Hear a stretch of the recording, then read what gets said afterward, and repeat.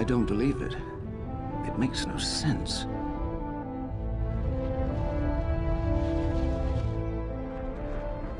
There is something so strange.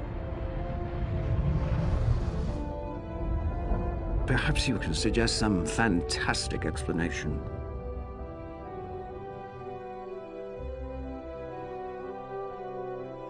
Couldn't it be this sort of thing?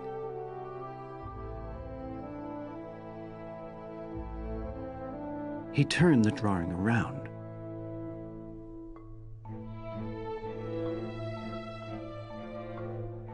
Yes, she said. That is what I mean. This was the first explanation of the splitting of the atom.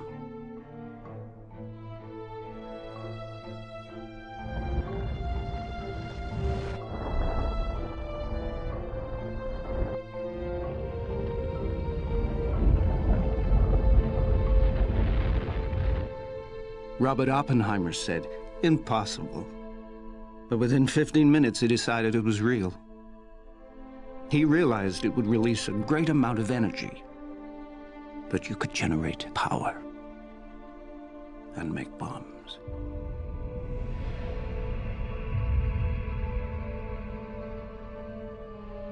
Within a week, on Oppenheimer's blackboard, there was a crude drawing of the bomb.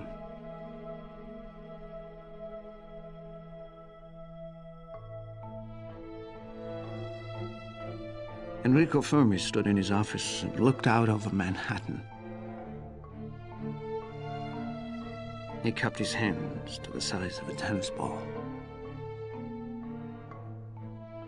A little bomb like that, he said, and it would all disappear.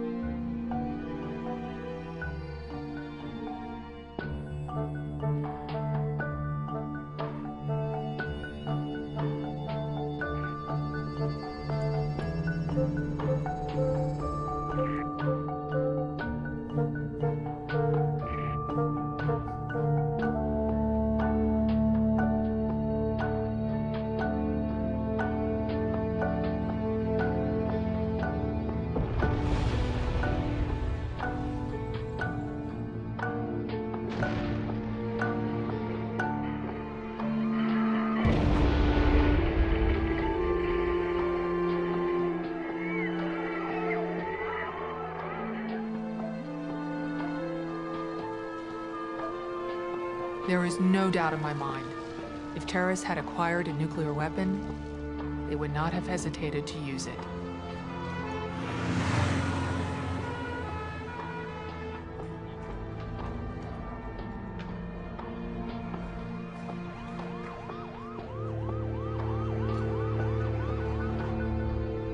So I guess the question is, could they ever get one?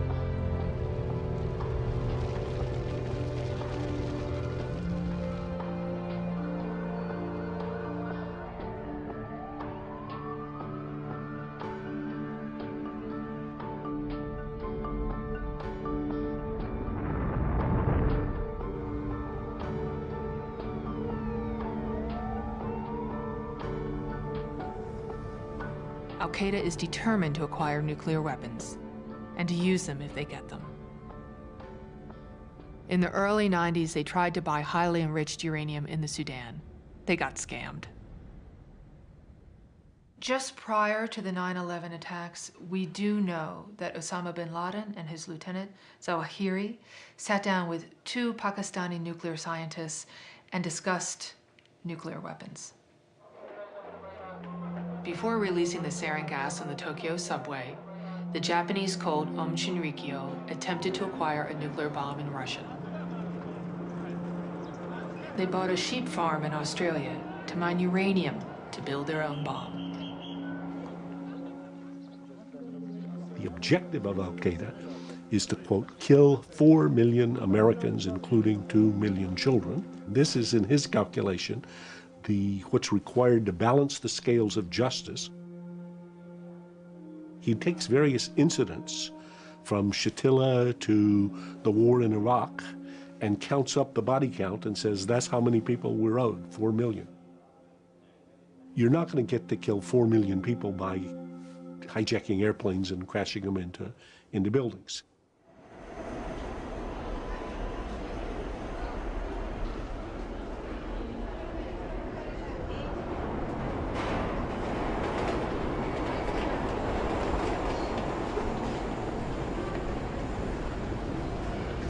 Actually, I'm not that worried about nuclear weapons. It's not one of my main worries. I do not worry about nuclear weapons. 恐怖分子要有核武器就很担心。 Isn't everybody worried about nuclear war? That's a stupid answer. Не дай бог чего, случайно даже. I don't know, it just has never been something that I've actually had to think about in my everyday life. 美国拥有那么多核武器，那么多核弹，它一炸，好，全世界、全地球都没了。 It might, get on your conscience for a couple days maybe, and then it kind of just disappears. 那认命，那玩意儿躲都躲不了那东西。 I don't think anybody is going to use in this day and age. Ridiculous, even think about it. What can you do? Nothing. At the end of the day, it's one button and there's going to be a big mess at the end of it, isn't there? Somebody's going to make a mistake one day in it, and we're all going to suffer for it.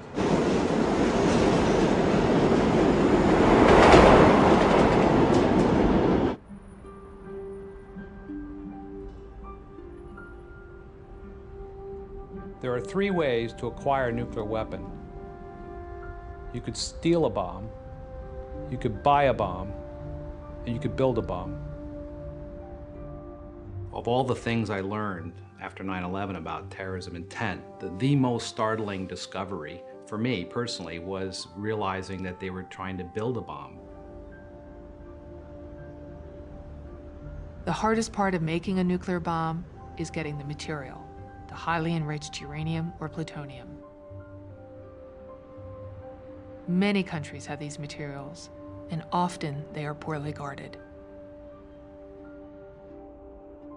But if I were a terrorist intending to build a nuclear bomb, and I wanted to blow up a major city, I would look to the countries of the former Soviet Union. There have been many cases involving the theft of highly enriched uranium or plutonium. And every time there has been a black market seizure of stolen HEU or plutonium, and they were able to track it back to its source, it came from Russia. There was a case at a Russian naval base in the early 1990s. One of the naval personnel told a relative of his where the highly enriched uranium at this base was. This relative walked through a gaping hole in a security fence, walked up to what you and I would consider to be a tool shed, snapped the padlock with an iron bar. He set off no alarm. He was not detected at all. The Russian military prosecutor in that case said, quote, potatoes were guarded better.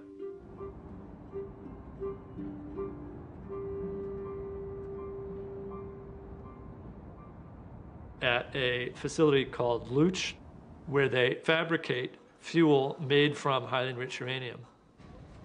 There was a worker there who knew that as long as the output was within about 3% of the input, they figured it was normal losses to waste, and they didn't bother to investigate. So he kept stealing small amounts of highly enriched uranium day after day over a long period of time. Надо было холодильник, плиту газовую поменять, инфляция, зарплата не догоняет ее, и никогда я не могу не купить ничего. Мне хотелось купить необходимые вещи, а дальше нормально, честно работать. Eventually, he stole 1.5 kilograms of 90% enriched, highly enriched uranium. He set off no alarms, no one noticed. He had friends who were making their living stealing car batteries. And they said, maybe the guy in Moscow who buys our stolen car batteries will buy your stolen uranium. So they went down to the train station together, and the police came and arrested the car battery thieves, and he got arrested along with them. That's the only way he was ever caught.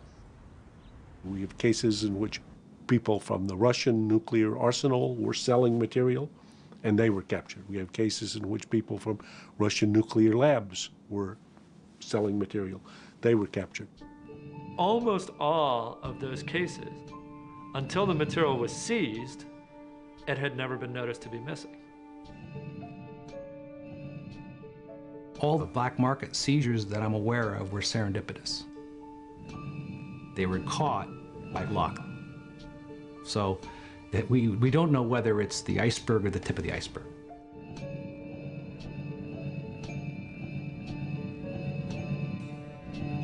Once you've managed to acquire highly enriched uranium, you'd need to smuggle it out of the country.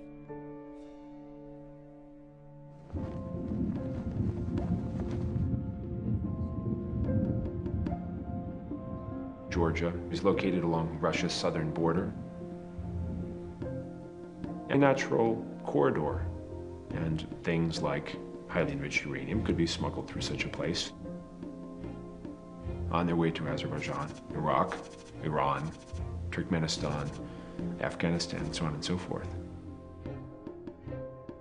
When we started, we discovered that this was the real paradise for smugglers of all types.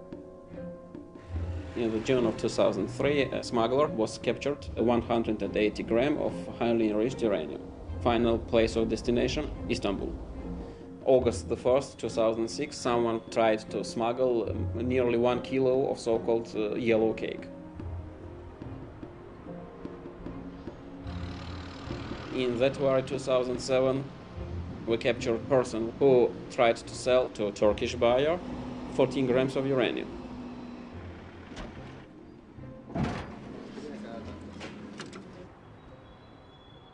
The so-called Hintsagov deal started in the end of 2005, when we first time received an information that a person named Oleg wanted to sell 100 grams of uranium for $1 million. The Georgians invented a so-called man of Turkish nationality who said he was a Muslim man representing a serious organization. Oleg Hintsagov believed he was selling highly enriched uranium to make an atomic weapon to terrorists.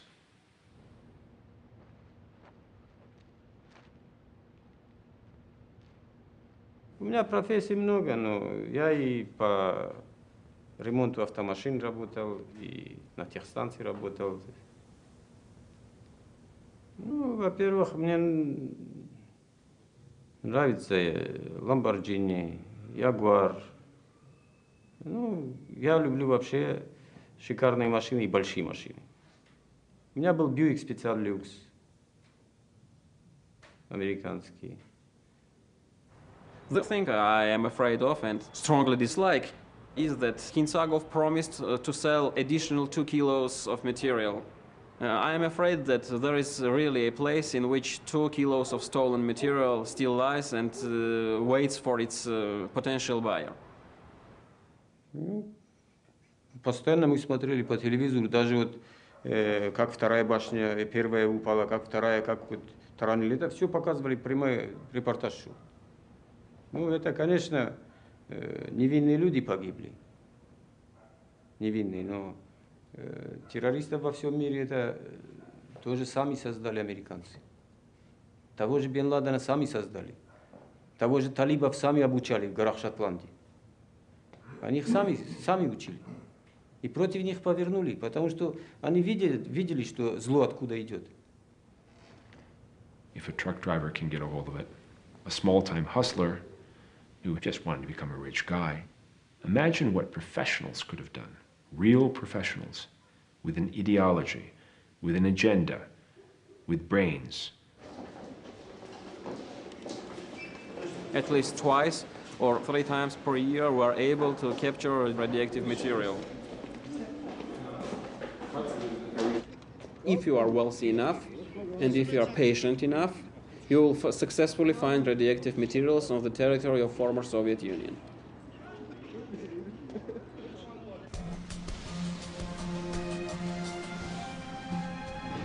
Once you've moved the highly enriched uranium, you could use any number of ports in the Middle East or the Mediterranean to ship the HEU to your destination.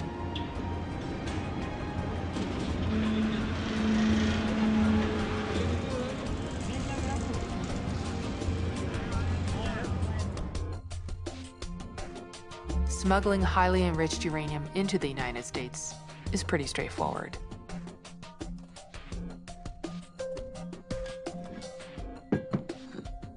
Lead pipe will shield the HEU.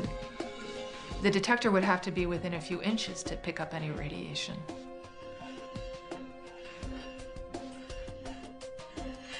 And then hide it amongst everyday goods.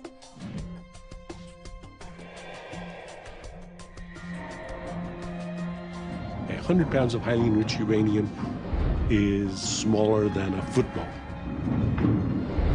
It would fit in a six-pack of beer cans. 100,000 shipping containers go to the United States every day.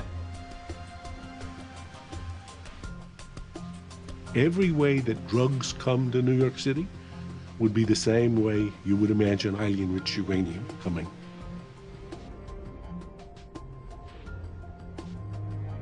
If you have any doubt about the ability of Al-Qaeda to bring highly enriched uranium into the U.S., they could always hide it in a bale of marijuana.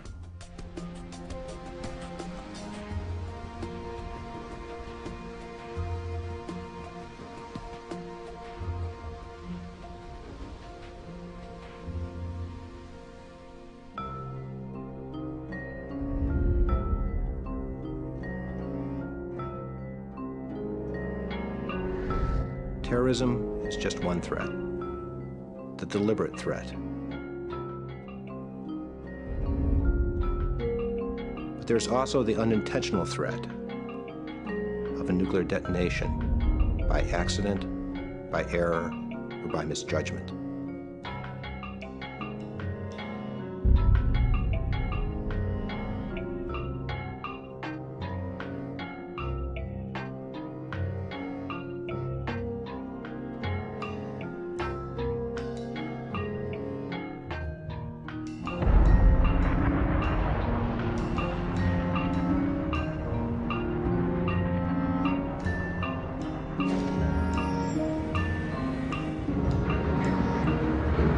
We like to think the U.S. military or other militaries that control nuclear weapons are perfect organizations.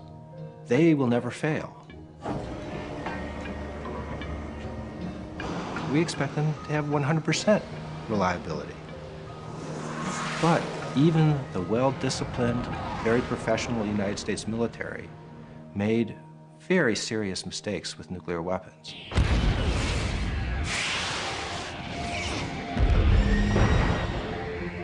An atomic bomb breaks loose from a mounting shackle in a B-47 jet over Florence, South Carolina, causing a sensational freak accident. A B-52 bomber was loaded with nuclear weapons by mistake. An American warplane flew 1,500 miles across the nation, we're told, with 6 nuclear warheads on board. And nobody knew, not the aircraft's crew, not the commanders on the ground.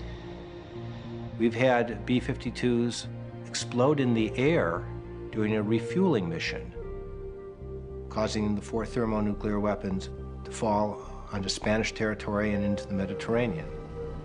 A B-52 bomber carrying nuclear weapons crashed near a U.S. Air Force base in Greenland, scattering deadly plutonium over the ice cap.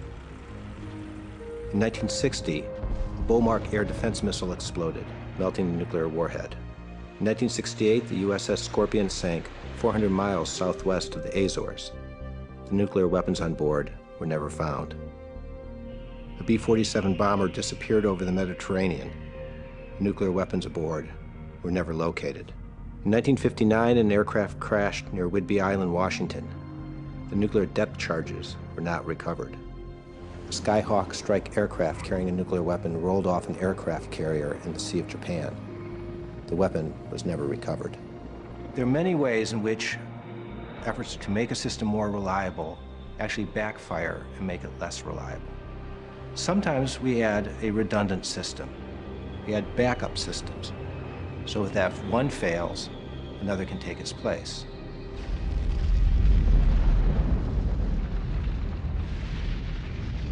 But complexity is the enemy of reliability, Because as you add systems, make them more complex, it's harder to understand all the potential interactions.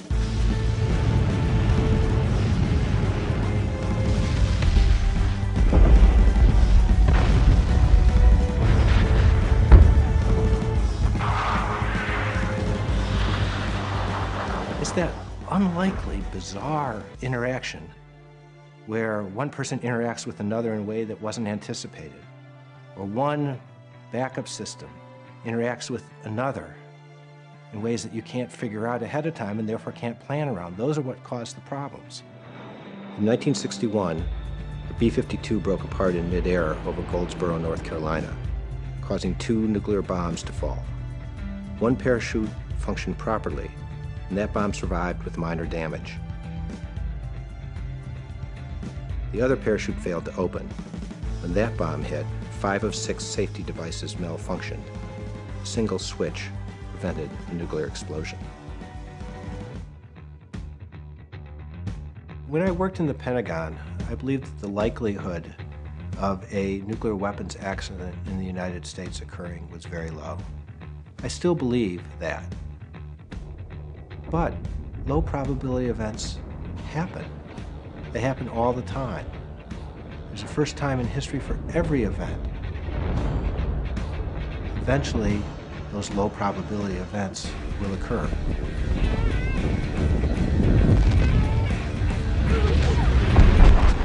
Oh, blow it. Is that supposed to happen?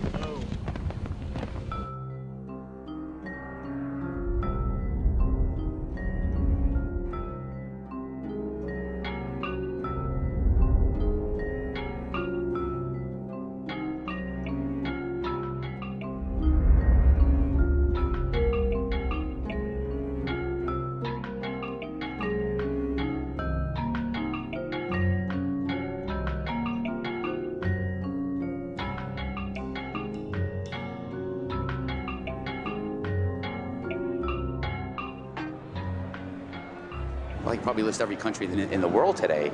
Woo! How many countries do I think have nuclear weapons? List them. China. I don't think I signed up for this. Russia. США. UK, maybe? 英国. America, I'm guessing. 美国. Us. Oh, that was a given. France. Germany. Australia. Canada? I don't think Canada. No. Латинской Америки не знаю. Japan. 日本. No, not Japan. There's more. I know there's more. Iraq, Iran, Saudi Arabia. 印度、巴基斯坦。 All other countries that's just not telling us. They have them. Afghanistan? North Korea? North Korea. Do they? Okay, North Korea. 还真说不好，这可真说不好。 Who knows? Who knows exactly? I don't know. I'm out. По-моему, все. I think that's it. Yeah. Yeah. After the United States detonated the first atomic bomb in the New Mexico desert, nuclear technology began to spread. And other countries began to acquire their own nuclear bombs. В экспансионистских кругах Соединенных Штатов Америки распространилась новая религия – вера в секрет атомной бомбы, хотя этого секрета давно уже не существует. Great credit is due for this mighty British achievement, for it seems that by the possession of such deadly weapons, peace can be maintained in this troubled world. At Regan, deep in the Sahara, France goes forward with the detonation of her first atomic bomb. The explosion carries France a step further towards General de Gaulle's dream of national glory restored.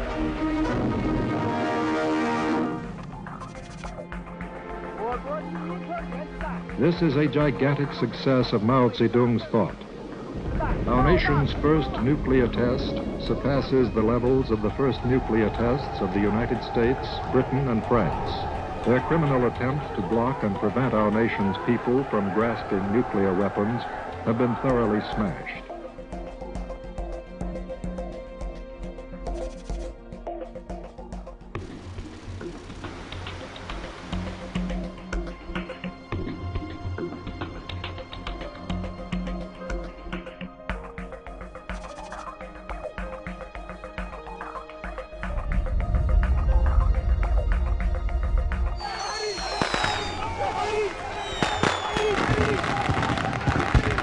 Pakistan, which has often been at war with India, hinted it now might have to join the once select nuclear community in self-defense, and warned membership of the nuclear club will not stop at 6.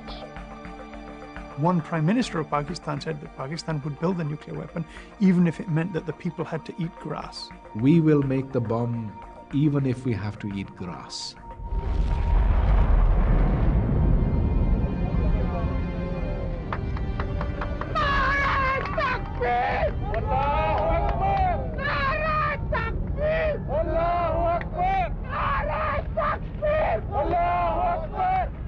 In Karachi, they poured into the streets, pulling a symbol of the power they're celebrating.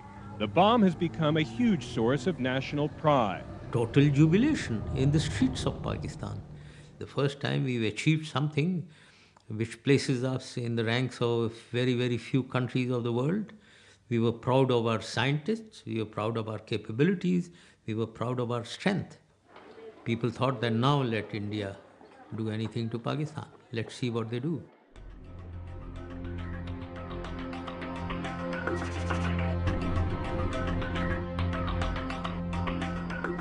I had North Korean officials say to me, the lesson they took away from the toppling of Saddam Hussein was that Saddam was ousted because he didn't have a bomb. They were not going to let the same thing happen to Kim Jong-il. Therefore, they needed to have a bomb. North Korea is scared of disappearing into what the communists used to call the dustbin of history, like all their other communist friends, and they see nukes as the one thing that makes them the country that is taken seriously by the United States and the other big players in the neighborhood.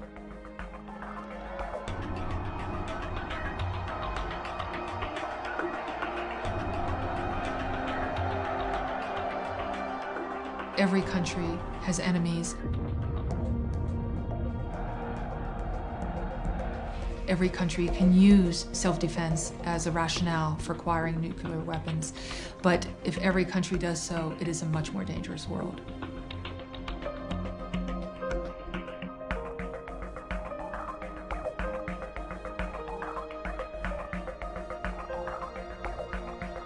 When you see something that is technically sweet, you do it.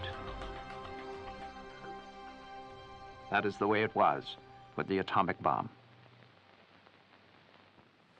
The father of the atomic bomb, Robert Oppenheimer, gave some frank answers to important questions in 1947. I have been asked whether, in the years to come, it will be possible to kill 40 million American people in the 20 largest American towns by the use of atomic bombs in a single night. I am afraid that the answer to that question is yes. I have been asked whether there is hope for the nation's security in keeping secret some of the knowledge which has gone into the making of the bombs. I am afraid there is no such hope.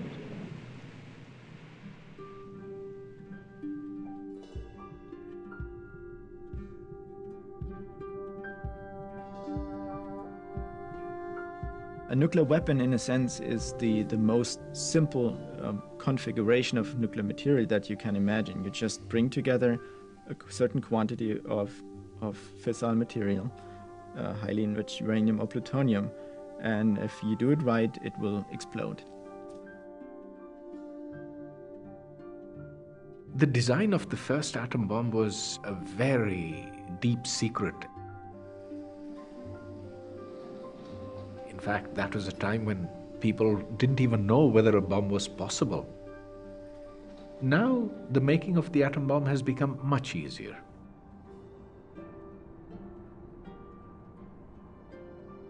For those who say building a nuclear weapon is easy, they're very wrong. For those who say building a crude device is very difficult, they are more wrong. Would you agree with that statement? I won't comment on that statement, sir. All right, okay. People from the U.S. nuclear weapons laboratories were testifying in a classified session to Congress, and they said that it would be possible to make a nuclear bomb with all the parts being commercially available except for the actual nuclear material. Senator Biden asked the heads of the 3 weapons labs, is this possible? is it really possible that terrorists could do this? And they said, yes. And they said, this is something that we test our graduate students on from time to time. We take 2 graduate students who haven't been prepared for doing this. We tell them, see if you can make a bomb that would work. And lo and behold, most of them pass this test. Biden said, prove it. And so they went and made a nuclear bomb with everything other than the nuclear material from commercial parts. They actually brought it into the classified hearing room in the Senate. Typically, an implosion bomb would have something like 25 kilograms of uranium, which is about the size of a grapefruit. If, let's say, between 70 and 100 kilograms of HEU is available, then the design is not a major factor. It would not be very efficient. It would not use all the uranium that was used in it, and yet it could be enough to level a city.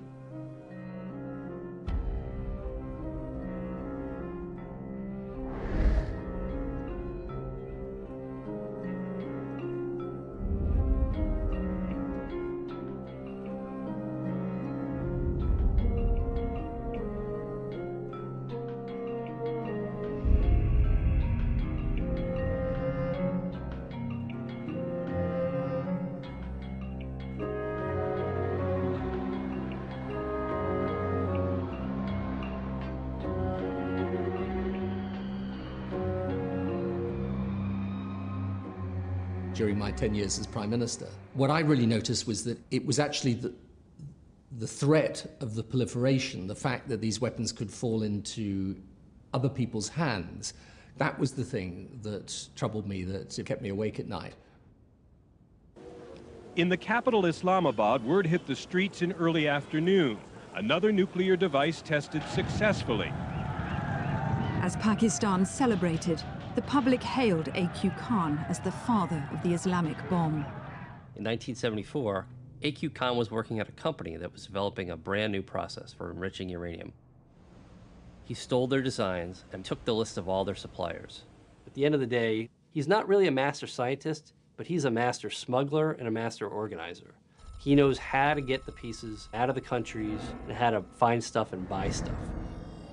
There was this whole clandestine apparatus that was set up by the intelligence services, by the army, and by Dr. Khan. Restrictions were placed, sanctions were placed, but somehow the Pakistanis got around that. And the formal help actually came from India's enemy, China. China gave a blueprint of a nuclear bomb to Pakistan. Somewhere around the early 1980s, Khan makes contact with the Iranians, who are very interested in getting a bomb, but clearly don't have the scientific or industrial capacity to do it themselves. And thus he starts on a commercial enterprise. Khan has got a full marketing regime laid out with brochures and videotapes to offer his nuclear wares. It's extremely lucrative business. He had extensive contacts, networks, and he didn't much care about who the ultimate client was going to be. He contacted Iran, North Korea, Libya, but he didn't just give them the technologies, he also took the bomb designs that the Pakistanis had and threw those in as a sweetener. He gave them 24/7 technology support. Got a problem? Call 1-800-AQ-KHAN. It was a full-service operation. U.S. intelligence began to focus on A.Q. Khan in the late 1990s. The home run was in December 2003 with Libya.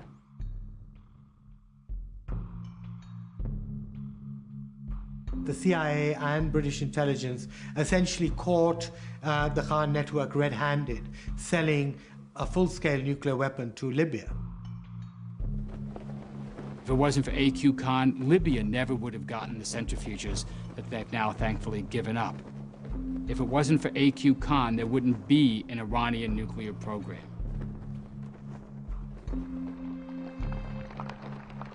Iran is the tip of the spear. It's the big problem that we have to solve. They promised not to build nuclear weapons. But the problem is that the very same centrifuges, the the very same factory that can enrich uranium to low quantities for nuclear fuel can enrich it to high quantities for nuclear weapons. So the question is, do you trust Iran? By their own admission, they deceived inspectors about their nuclear activities for 17 years.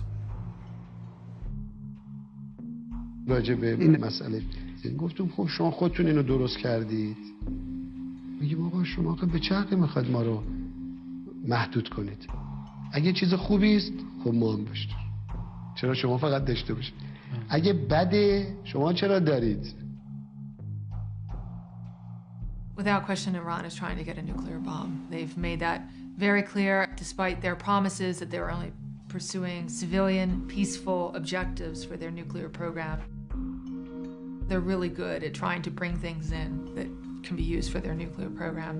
The Iranians have worked very hard at disguising and hiding their facilities. Many of their facilities are in crowded urban areas and underground, extremely well protected from any sort of aerial bombing.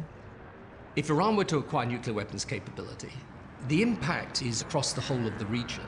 You will get a whole set of other countries deciding they've got to acquire nuclear weapons capability. Syria, Saudi Arabia, Turkey, Egypt, the rivals of the Iranian Shia state, would match their capabilities, and we would go from a Middle East with one nuclear-armed nation, Israel, to one with 3, 4, or 5 nuclear-armed nations. They are surrounded by very unstable regimes and countries. If Iran acquires everything it needs, without doubt, pieces of that become more readily available to terrorist organizations like Hamas. The risk that you have today with a regime like Iran or North Korea is they are prepared to start trading that nuclear weapons capability and technology. The Pakistanis had the nuclear know-how. They didn't have the delivery system. The North Koreans had the missile and didn't have the nuclear know-how. So there was a natural convergence of interests here. The North Koreans have a long track record of selling military technology and missiles to the Syrians, to the Iranians, to the Iraqis, to the Pakistanis. They don't really have any other exports. Daily life is very grim. Food is in short supply. You drive around the capital, Pyongyang, at night, and it's basically dark. There's a famous satellite photo that shows the Korean peninsula, and in the south you see all these lights, and then it's just black. We are still dealing with his years of unchecked activity and contacts, and it really is a genie out of the bottle that cannot be easily put back.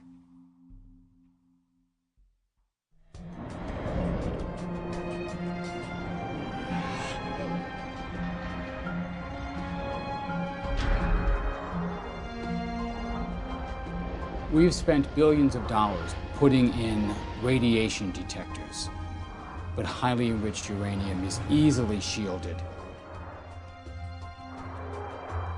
If you are depending on portal monitors to defend a city against a nuclear detonation, you have done far too much too late. Nuclear weapons don't have to be exactly on target. Close is good enough. If a terrorist thinks that the portal monitor might detect the weapon, they set it off in the port. Highly enriched uranium is easy to smuggle. The radiation is very weak.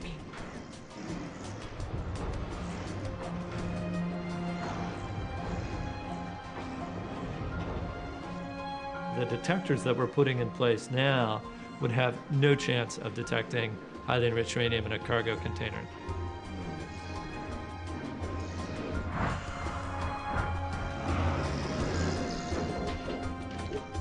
The signature from highly enriched uranium is so slight that they have to set the monitors very high to detect it. And so they're getting thousands of false alarms every day. Toilets will set it off. China, porcelain, ceramics, stone, like granites, a lot of biological materials like tobacco and some algae. Televisions, the old-style televisions, kitty litter, a lot of chemical products, and a lot of other stuff also.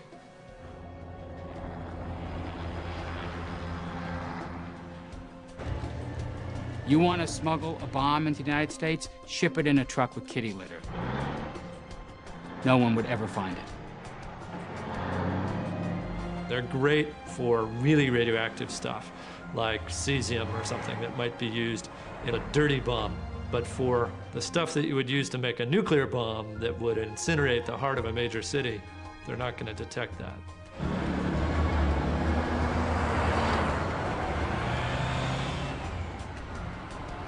Robert Oppenheimer, in 1946, he appeared in a closed session of the Senate. And one of the senators asked him if nuclear terrorism was a potential threat. He said, of course. Terrorists could bring a bomb into New York City and destroy the city. Somebody asked him, how would you stop it? He said, with a screwdriver, to open up every container that comes into the city.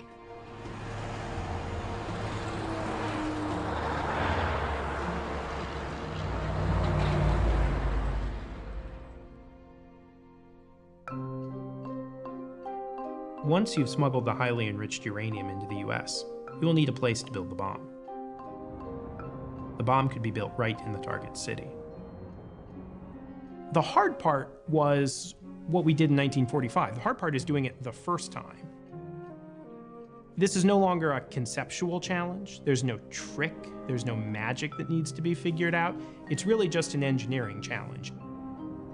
It's definitely not rocket science. Rocket science is hard. You can make a very simple weapon, a so-called gun-type weapon, which was the one used in Hiroshima. And it was so simple, we didn't even test it before we dropped it. It is essentially just a gun barrel. You have a target, and you have a projectile, and you propel the projectile into the target.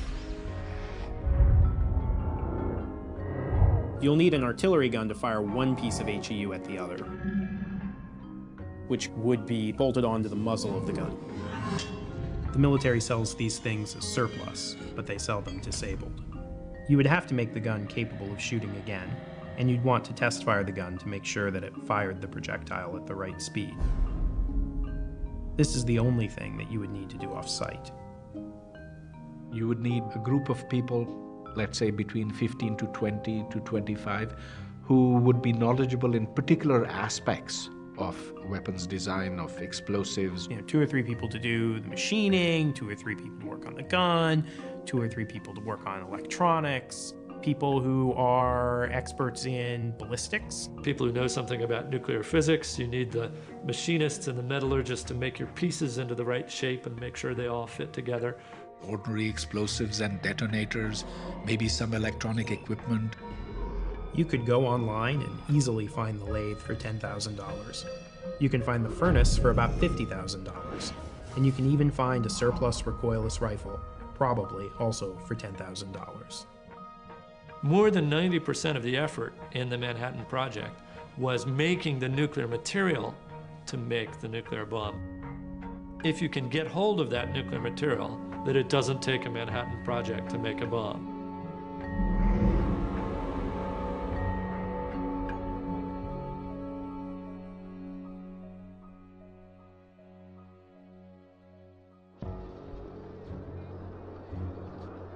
If the circumstances are right, acquiring a complete bomb may be easier than building one. In Algeria in 1961, officers within the French military revolted and tried to seize a nuclear weapon. As the rebels closed in, the weapon was detonated in a degraded explosion to prevent it from falling into the hands of the rebelling officers.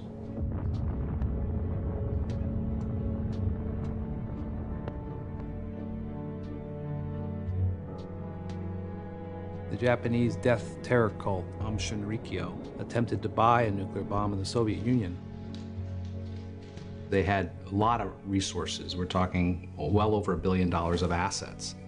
And secondly, they had tremendous access. At one point, the group had more members in Russia and the former Soviet Union than they had in Japan.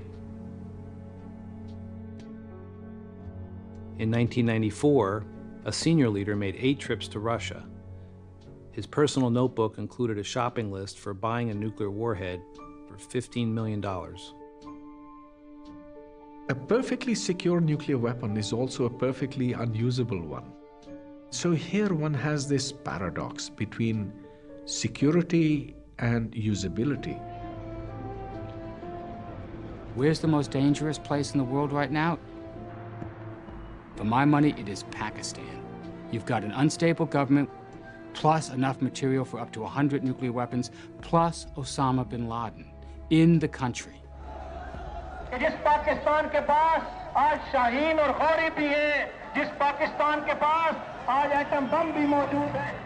What we've seen over the last 2 or 3 years has been a spiral that is going downwards. Destabilization, the spread of the Taliban, the spread of radicalism, the collapse of the economy. So could there be a colonel's coup in Pakistan by Islamic radicals within the military? And then could nuclear weapons be at risk? What happens if that country destabilizes? What happens if the army splits? Who gets the weapons? Who gets the material for the weapons? Who gets the scientists who know how to build the weapons?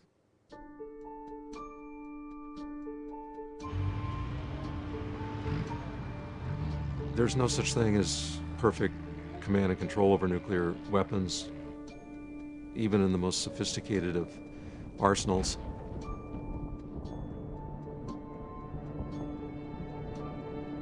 From the level of the president on down, there are human weaknesses, technical problems, deficiencies, and vulnerabilities.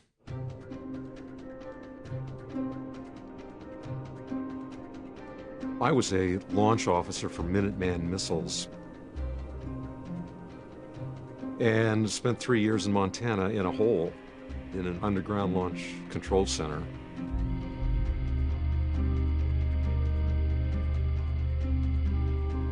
I was one of the guys responsible for getting these missiles off the ground in 1 minute.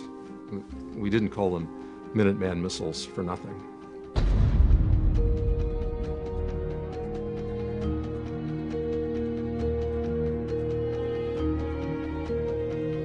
When I was serving in the Air Force as a launch officer, there was a device in the Launch Control Center into which 12 digits had to be dialed in order to unlock the missiles for firing. This had been installed under Robert McNamara over the objections of the Strategic Air Command. Since they couldn't prevent the panel from being installed, the Strategic Air Command in Omaha had set these codes to 0, and we all knew it. That was the secret unlock code for firing our missiles. 12 zeros. In fact, in our launch checklist, we had to ensure that the unlock code was set to all zeros before we completed the launch sequence.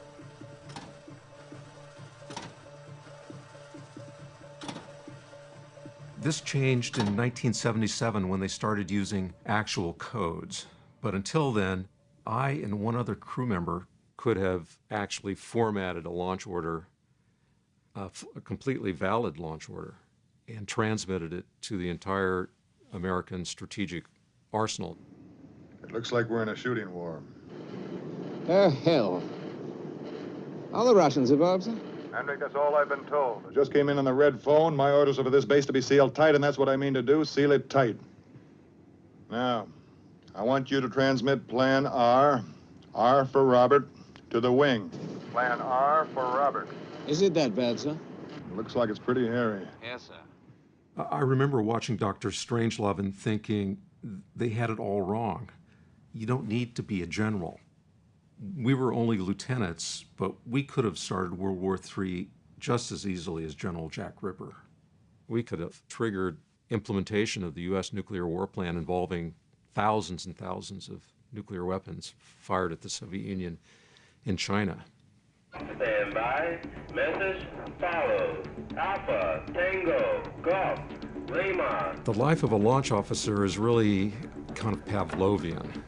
You have been trained and conditioned so thoroughly, you kind of march lockstep into a very well-rehearsed script that's driven by checklists. Step 1, launch keys inserted. Roger. We would jump up, unlock our safe, take out codes, check the codes against the message, then proceed through a launch checklist that takes about 1 minute to carry out. Let's enable the missiles. Program Roger. select switch, enable. Flight all, LFO, unlock code inserted. Stand by. Unlock codes inserted. Enable switch, enable. Enabled.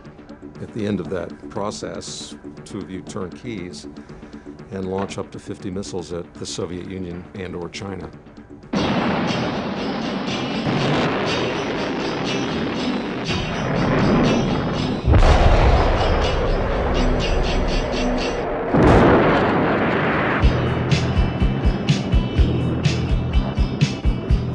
Today, the posture of the United States and Russia is exactly the same as it was during the Cold War. So if the orders went down right now, 20 years after the fall of the Berlin Wall, it would take about 2 minutes to launch all of the U.S. nuclear ballistic missiles out of their tubes in the Midwest. About that length of time for the Russians to do the same, and then it would take another 10 to 12 minutes for everything else that's on launch ready alert to be fired.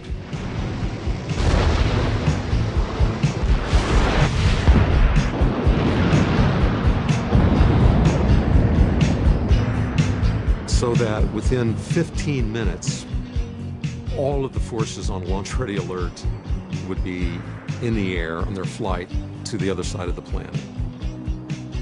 2,000 bombs, strategic nuclear weapons, very high yield. And they could kill over 100 million Russians and Americans within 30 minutes.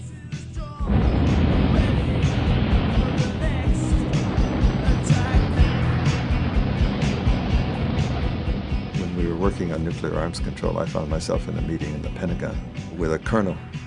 We got into a short exchange about this, and in this context of this exchange, he said, "But I don't understand what would be such a big deal if there were a nuclear exchange. Only about 500 million people would die. Life would go on afterwards." And I can remember having a feeling like Woody Allen in Annie Hall. "I'm sorry, I've got an appointment back on planet Earth."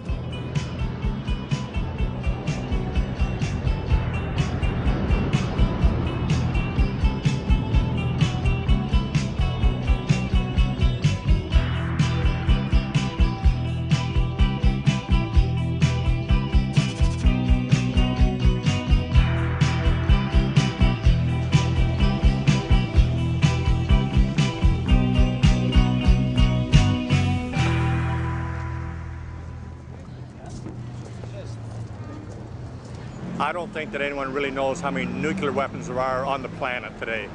Накопилось много. I haven't got it. Does anyone know that? 50, наверное. 100? 100个左右吧。 Maybe thousands, I don't know, far more than I know. 几千多，应该差不多。 6,000. Ну, я думаю, более 10 тысяч, наверное, есть. I don't know. 15,000. 20,000. 50,000? 100,000. 500,000. There's enough nuclear firepower on one U.S. nuclear site to annihilate probably half the planet. Достаточно, чтобы уничтожить Землю. I've heard people say that we have enough nuclear weapons to create a new sun. It only takes a couple to eliminate the city.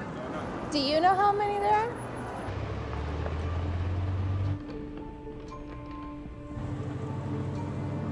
We estimate that there are about 23,000 nuclear weapons in the world still. The good news is there used to be 60,000, so we've cut those arsenals by more than half. But we, the United States, still has about 1,500 hydrogen bombs on missiles poised for launch in 15 minutes or less. The really bad news is the Russians have the same.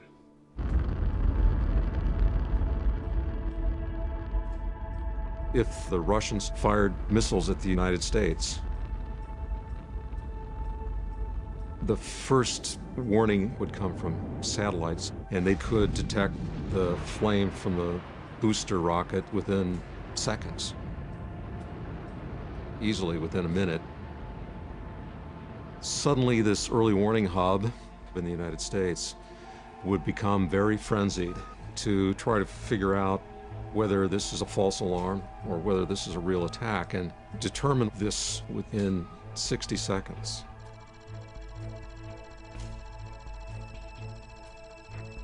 The president would receive a briefing from the duty officer at Strategic Command Headquarters. That briefing of the president of his response options and their consequences has to be delivered in as little as 30 seconds. The president normally would have no more than 12 minutes to make a decision, and maybe as little as 10 seconds. I knew that if the Soviets did launch an attack, that it would take 26 minutes for an ICBM to leave Russian soil and land in Washington or New York. And I had that much time to decide how to respond. И каждую минуту мы были на чеку, готовые дать ответный удар. И надо принимать решения. Иногда получается, они докладывают, что по срокам полета этих головок остаются считанные минуты. The timeline was very short. He had just a few minutes to make a decision. How to respond, at what level of intensity.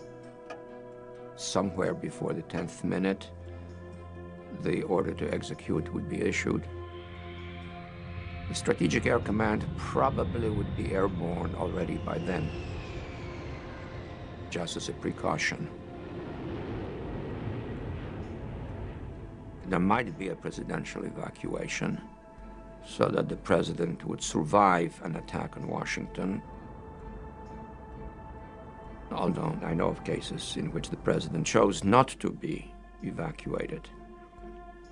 And roughly by the 28th minute at the latest, those of us not evacuated would be dead.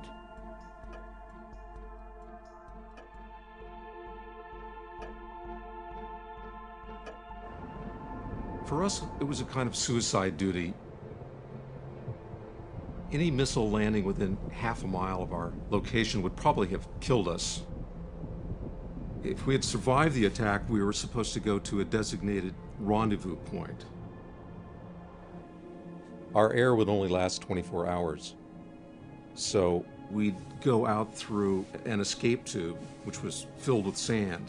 We'd have to release the bolts on the cover and let the sand fall through, and then crawl up the tube.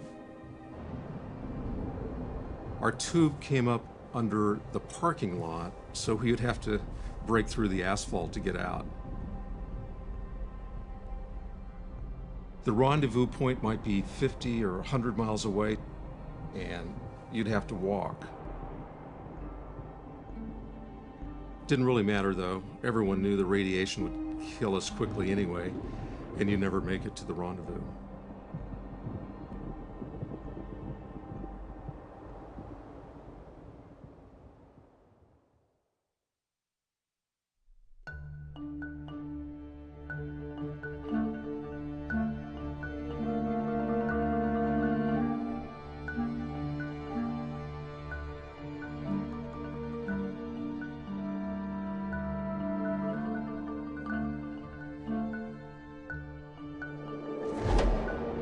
In 1995, Pete Sampras won the US Open and Wimbledon.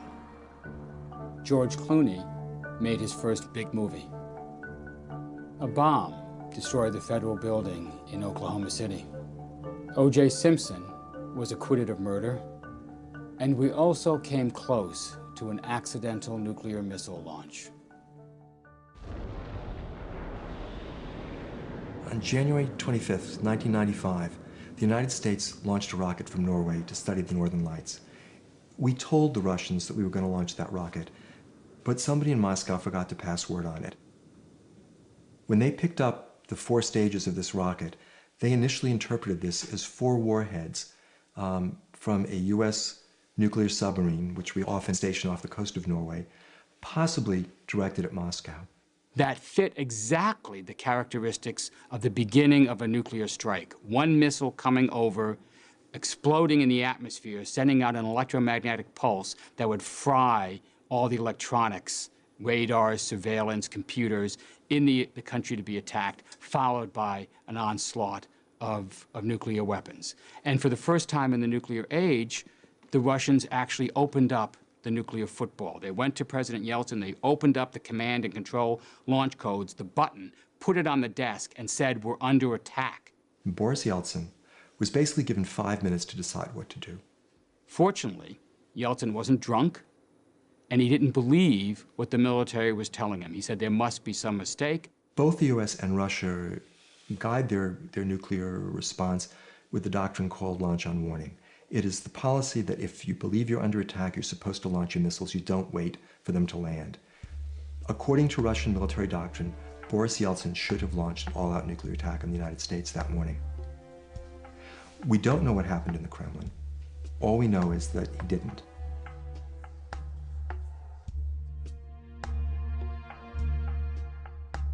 There have been a number of false alarms during the Cold War. We've had occasions when the rising moon was interpreted to be a Russian ICBM attack. A flock of geese was thought to be bombers. A training tape was slipped in to a computer at our command and control headquarters at NORAD. Everyone involved thought there was an actual attack underway. A tape was inserted into the early warning hub in Colorado that simulated a large-scale Soviet nuclear attack, and no one realized that it was just a training tape until the United States had gone into this sort of frenzied checklist procedure to prepare for nuclear war.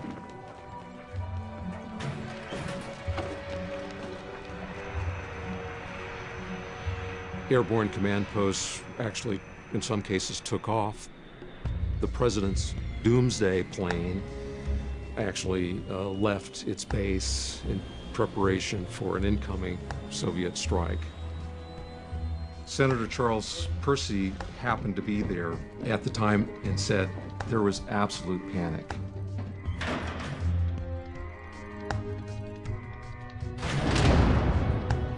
Another false alarm was caused by a computer chip malfunction that generated indications of a large-scale Soviet attack. We raised the alert levels. Crews took launch codes out of their safes. They inserted keys into the long switches. Zbigniew Brzezinski was woken up in the middle of the night with the assured instruction that a nuclear attack was underway, and he had to go wake up President Carter. There was 8 minutes worth of nuclear launch preparations that were triggered by a malfunctioning computer chip that cost less than $1. You know, having missiles on hair trigger is an accident waiting to happen. You know, as Fermi said about physics, you know, what isn't forbidden is compulsory, will eventually happen. There's nothing that makes the launch of nuclear weapons impossible.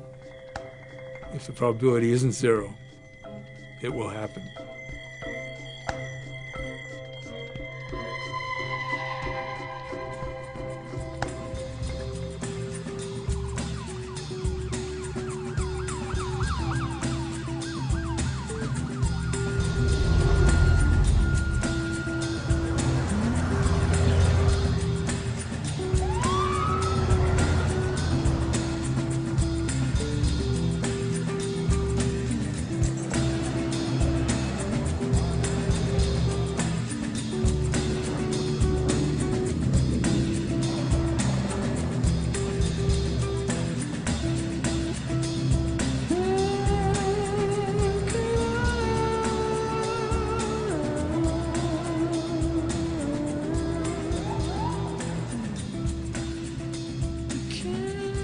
Right now, the world has a policy that is based heavily on technology denial.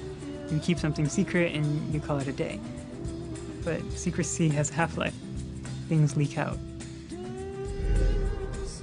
Centrifuges happen to be the technology that is going to change the game. They are going to democratize the process of building nuclear weapons. Uranium exists everywhere on Earth. It's more common than tin. 99.3% of all uranium is uranium-238, the isotope that cannot be used for nuclear weapons. It's that 0.7% that you need to separate out. A centrifuge, it's basically a tube.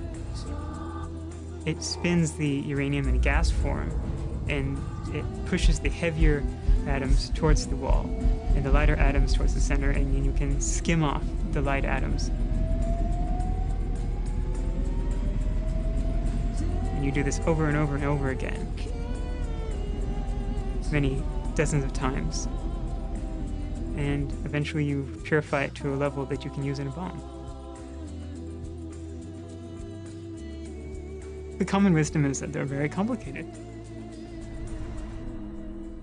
Technologies that take countries decades to build and are the highest achievements. But the fact is that centrifuges are 1950s technology. And this is 2010. Enriching uranium is still beyond the reach of the individual. It's a logistical feat requiring thousands of centrifuges working for months or years. But highly enriched uranium is now within the grasp of really any country. And once you have the HEU, making a crude bomb is easy.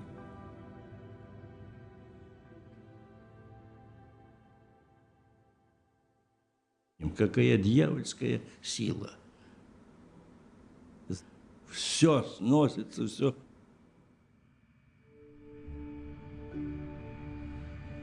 Ничего на пути нет такого, чтобы могло препятствовать.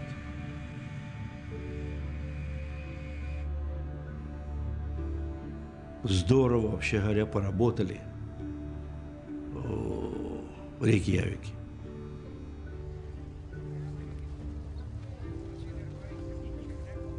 We're not just discussing limits on a further increase of nuclear weapons. We seek instead to reduce their number. We seek the total elimination one day of nuclear weapons from the face of the earth. Первым сказал президент Рейган, и я сказал ему о своем таком же мнении. И мы понимали хорошо с президентом Рейганом, что нам нельзя допустить провала этой встречи. Не получилось. И они сказали, что это провал.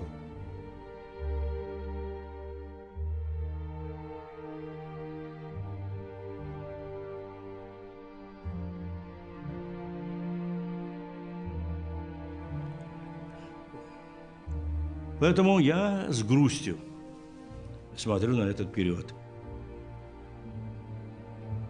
И сейчас уже можно говорить о том, что более 40 стран располагает возможностями создать ядерное оружие. Вот на этом закончилось, и мы разошлись. Рейкьявик открыл дорогу, и мы действительно за горизонт заглянули.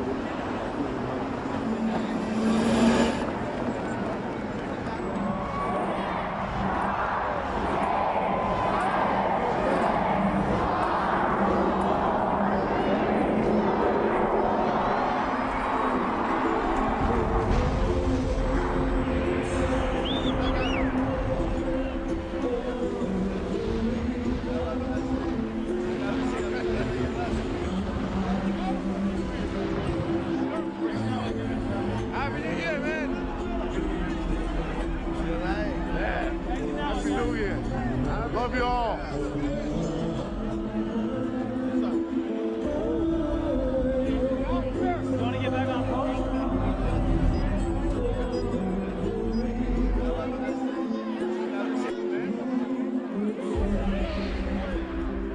the first millionth of a second, the fireball is 500 feet across.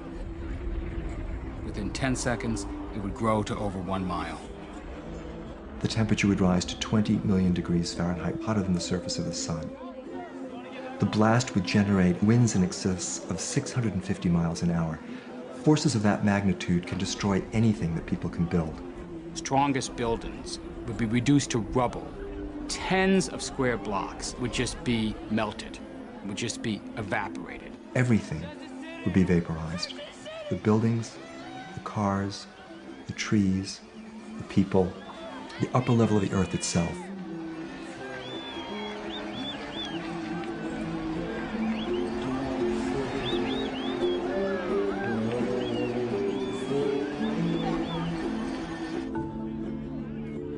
There were 76,000 buildings in Hiroshima. 70,000 of them were destroyed. The hospitals, the fire stations, the communication equipment, the military installations, everything just flattened. The first 5 to 6 miles, virtually everyone in that 5-mile radius is going to die. Somewhere between 3 and 4 million people dead immediately in the first 5 miles. If you're lucky enough to be 8 or 9 miles away from the blast, then you would experience it as blast effects, windows being shattered. Big enough to shatter every window and turn it into hundreds of missiles flying outward from the center of the explosion at speeds more than 100 miles per hour. After the blast, it's the firestorms that would just combust everything in sight. Everything flammable would burn. Paper, cardboard, cloth, heating oil, gasoline, everything would ignite. Whole blocks would catch fire. Hundreds of thousands of fires would coalesce into a giant firestorm, 11 miles across. Everything catches on fire, then there's no air to breathe. All the oxygen would be consumed, and everyone would die. It is useless to talk about will you die because you're burned to death or because you've been blown to bits by the blast. Anyone looking in the direction of the nuclear explosion, they will be blinded. Lungs ruptured by the pressures, or eardrums ruptured by the pressure. Crush injuries from buildings falling onto them, or broken bones when they've been thrown through the air against buildings. Hundreds of thousands, possibly even millions, would die from the fallout. The body does have a repair rate for radiation, but the doses are so heavy and coming so quickly that it will overwhelm the body's repair mechanisms. The 450 to 700 rad dose kills you because it wipes out your blood cells. Over 3,000 rads, you will go into seizures, immediate coma, and you will die within a matter of minutes to hours. Most of the doctors are going to be dead. Most of the nurses are going to be dead. Most of the hospitals are going to be destroyed. Huge numbers of casualties and no medical equipment. There will be a need for antibiotics, tens of units of blood per person. There won't be any electrical power. Vast amounts of intravenous fluid to sustain people who've been burned, just burned. You couldn't treat all the burn victims. And then at a certain point, the casualties become so high, it's pointless to try to make any sense out of it. The doctor in the Red Cross hospital who turns into an automaton, binding, swabbing, daubing, binding, swabbing, daubing. And that's what descended on the physicians and nurses in Hiroshima and Nagasaki. Someone would surely claim they had 10 more that were already hidden somewhere, and they'd start setting them off unless their demands were met. Every other big city is going to wonder whether they might be a target. Public panic, people fleeing major cities. You could forget about rules about search and seizure. You're going to have to be searching everywhere. You can forget about civil liberties when people realize a whole city was just destroyed. You'd take the Bill of Rights, you'd put it up on a shelf, and you might never see it again. People would be demanding draconian measures to make sure that another city didn't go up.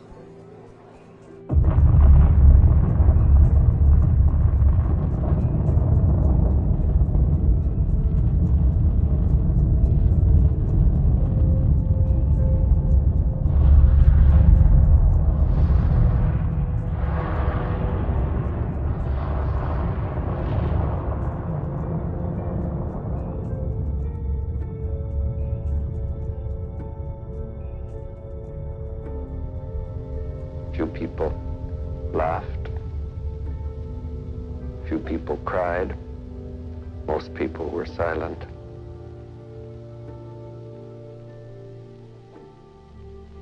remembered the line from the Hindu scripture, the Bhagavad Gita. Vishnu is trying to persuade the prince that he should do his duty, and to impress him takes on his multi-armed form and says, "Now I am become death, the destroyer of worlds."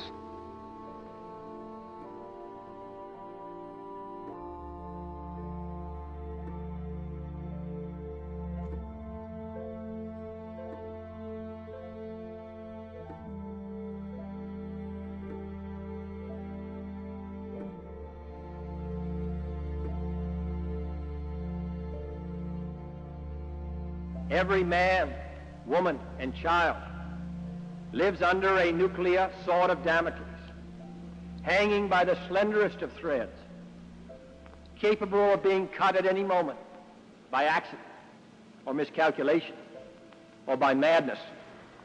The weapons of war must be abolished before they abolish us.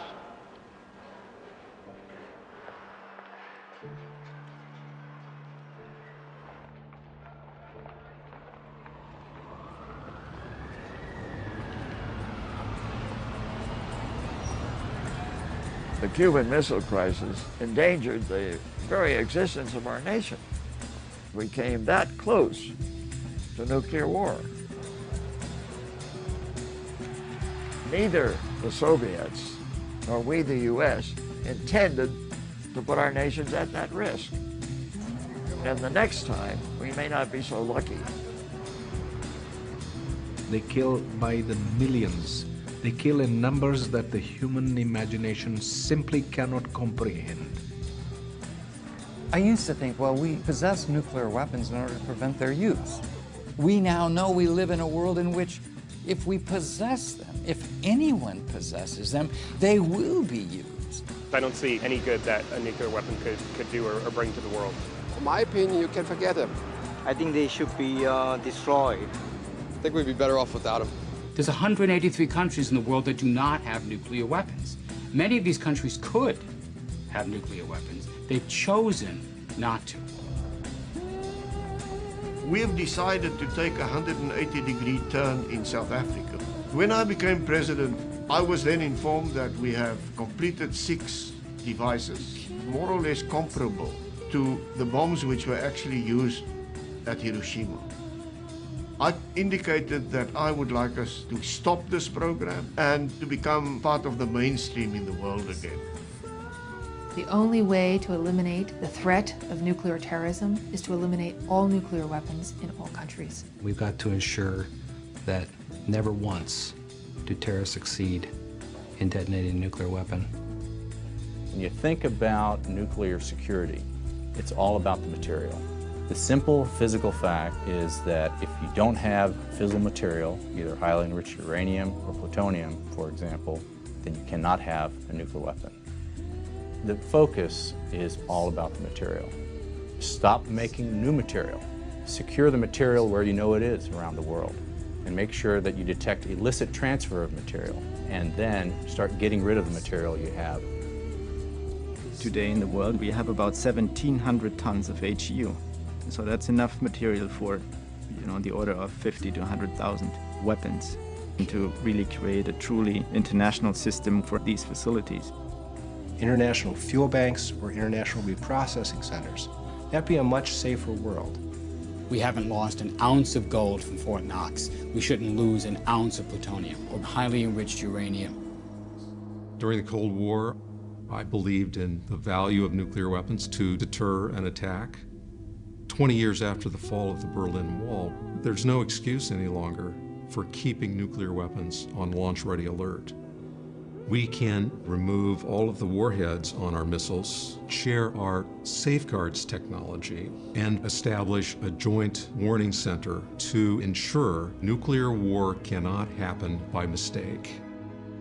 When I came into government in the early 1980s, the idea that within about 10 years, both sides would have agreed to a 50% reduction in their nuclear weapons would have sounded absurd. But we achieved it. That means a reduction of more than 5,000 nuclear warheads apiece. We have gone almost 20 years now without any really demonstrative steps to nuclear reductions. This has to be a step-by-step process. That's how we did it with chemical weapons. These weapons are now taboo. The Soviet Union imploded when I was Secretary of State. Then we actually got an enforceable treaty where we got Belarus, Kazakhstan, and Ukraine to give up their nuclear weapons. All countries in the world have to sign a legally binding, intrusively verifiable agreement to rid the world of nuclear weapons. The choice we face is eliminating nuclear weapons or living in a world with 25 or 30 nuclear powers. We can do this. There has to be a carefully orchestrated process of reductions. The United States and Russia, with 96% of the world's nuclear weapons, have to lead the way. We're starting in a world where there are 23,000 nuclear weapons. The very first step is to cut those arsenals dramatically in the United States and Russia. Once you get down to low hundreds in the world, then you will have built up the confidence and the mechanisms to ensure that you can verify this process so that we can get rid of the last one. None. Should be zero. I say zero. 坚决废除它. Я думаю, что вообще не должно быть. Never have We'd it. rather not have them, I think. Наверное, вообще не должно быть. Не должно быть вообще. None. Zero. Zero. No nuclear weapons. Zero. Zero. Zero. No country should have. The optimum number is none. Ideal will be zero. Zero nuclear weapons. Ноль. Ноль. А вот сейчас я с другой стороны. Новое поколение вместо болтовни занимается серьезной работой. Это все позволяет нам надеяться, что может возродиться этот процесс. We've taken important steps forward to increase nuclear security and to stop the spread of nuclear weapons. This starts with the reduction of our own nuclear arsenals. This legally binding treaty will be completed this year. The arms control agreements we negotiated between the United States and then Soviet Union, you think these were independent initiatives taken by governments. But the fact is public opinion had a big role to play in the process. President Kennedy, after he passed the Limited Test Ban Treaty, and whenever he mentioned it on the stump afterwards, he got thunderous applause, and he quipped, "If I had known it was so popular, I would have done it a long time ago." Elimination of nuclear weapons has not yet been agreed to by the political leaders of the world.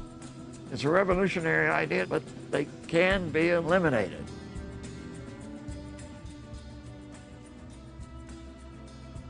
We have to change our way of thinking. And if we can't change our way of thinking, we won't survive. It's that simple. I've changed my thinking, and millions of other people are changing their thinking, and frankly, if you've never changed your mind about something, I say, pinch yourself, you may be dead.